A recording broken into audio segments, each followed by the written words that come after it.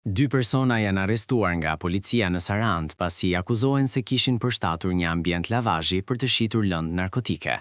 Sipas policisë, në pranga janë vënë shtetasit Renato Makri, 51 vjeç, dhe Ilir Prenga, 22 vjeç, banues në Sarandë.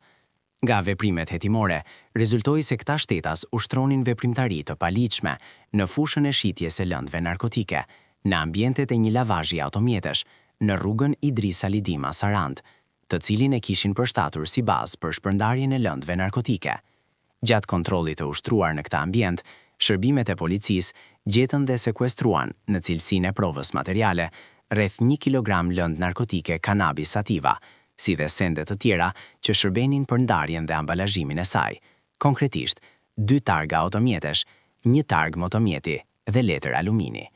Materialet procedurale ju referuan prokurorisë pranë gjykatës së juridiksionit të përgjithshëm Sarandë për veprime të mëtejshme.